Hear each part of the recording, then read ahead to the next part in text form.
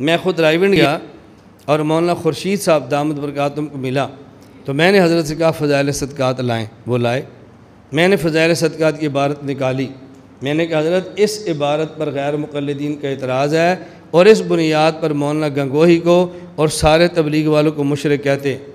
مکاتب رشیدیہ میں عبارت اور ہے۔ مجھے فرمایا مکاتب رشیدیہ میں کیا ہے؟ میں نے فضائل صدقات کی حاشیہ اور عبارت لکھ دی۔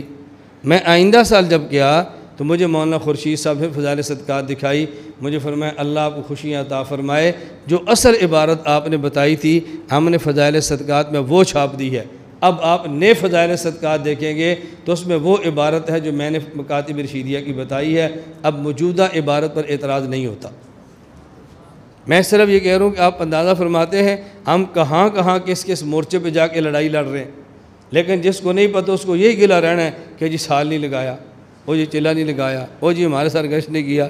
میں نے کہا خدا سے ڈرو، کچھ حیا کیا کرو۔ میں نے ایک مرتبہ تلمبہ رائیونڈ کی شاخ بیان کیا اور میں نے خطبے میں آیت پڑھی قل ھذی سبیلی ادعو الی اللہ علی بصیرۃ انا ومن اتبعنی۔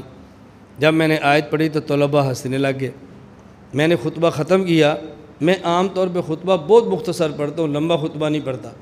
میں نے خطبہ ختم کیا تو میں نے طلبہ سے کہا میں جانتا ہوں تم کیوں ہنسے ہو، تم ہنسے ایسے ہو آیت تبلیغ والوں کی ہے، پڑھتا مناظر ہے۔ ہم نے آیتیں تقسیم کی ہوئی ہیں نا، کوئی آیتیں مناظرین پڑھتے ہیں، کوئی مجاہدین کی پڑھتے ہیں، کوئی یہ تبلیغ والے پڑھتے ہیں، اپنی اپنی آیت۔ جب بھی آپ جمعہ سنیں گے نا یا بیان، اپنی اپنی آیتیں۔ ایک ہم فقیر ہیں کہ جن اعلان کیا ہوا کہ نہیں بھی سارا قرآن ہی ہمارا ہے، سارا قرآن ہمارا ہے، سب کا دفاع کرنا ہے، سب کو پڑھنا ہے۔ پھر میں نے ان کے مزاح میں کہا، میں نے کہا زیادہ نہ ہنسو، یہ آدھی آیت آپ کی ہے آدھی میری ہے۔ ادعو الی اللہ آپ کی ہے، اللہ بصیرت میری ہے۔ تمہیں نہ یقین آئے تو ہر مہینے میں 3 دن تم لگاتے ہو اور ہر ماہانہ 3 دن پر دلیل کیا ہے، یہ تمہارے پاس نہیں، یہ میں دیتا ہوں۔ طلباء تھے، میں نے کہا ماہانہ سے روزے پر اگر تمہارے پاس دلیل ہے تو پیش کر دو۔ انہوں نے کہا جی نہیں ہے۔ میں نے کہا پھر میں پیش کر دیتا ہوں۔ تو ادعو الی اللہ آپ نے کر لیا، اللہ بصیرت میں نے کر دیا۔ یہ ایک لمبا واقعہ ہے جس کے میں پس منظر نہیں بتاتا کہ بہت سے لوگ ایسے بات کہہ لیتے ہیں جب بعد میں پھر انکار کرنا شروع کر دیتے ہیں، اس کی بنیاد کیا تھی۔ میں صرف واقعہ سنا دیتا ہوں۔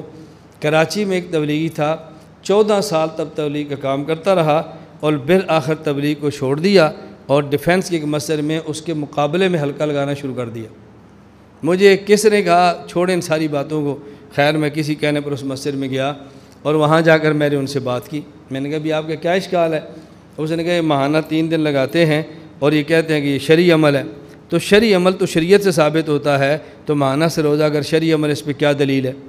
میں نے کہا اس پہ دلیل قرآن کریم ہے، صحیح بخاری ہے اور صحیح مسلم ہے۔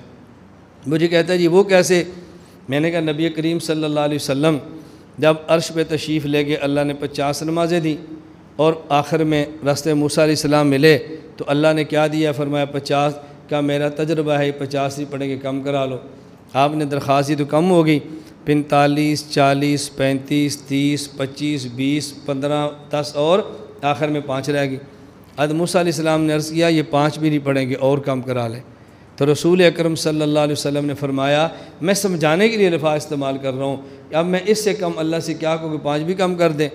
تو وہی آ گئی جو صحیح بخاری میں ہے کہ آپ 5 پڑھیں گے، آپ کی امت 5 پڑھے گی لیکن اجر ہم 50 کا دیں گے۔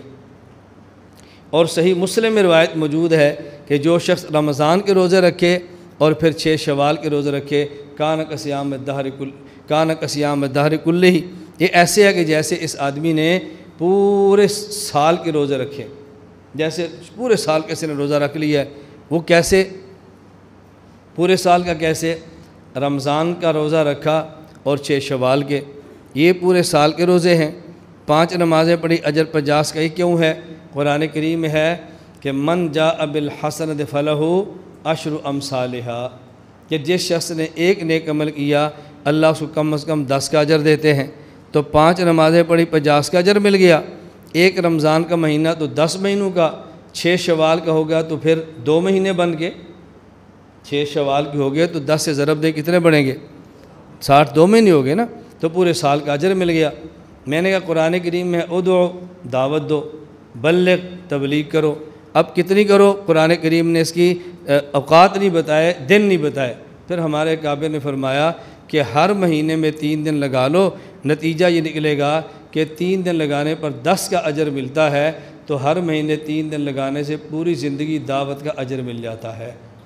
میں نے کہ اس بنیاد پہ ماہانہ سروزہ ہے، اور یہی وجہ ہے ماہانہ سروزہ علماء کے لیے نہیں ہے، ماہانہ سروزہ دینی مدارس کے طلباء کے لیے نہیں ہے، کیونکہ یہ تو 24 گھنٹے لگے ہوئے ہیں۔ تو جو علماء اور طلباء، مؤذن، قاری، امام نہیں ہیں، یہ ان کے لیے کہ ماہانہ 3 دن لگائیں۔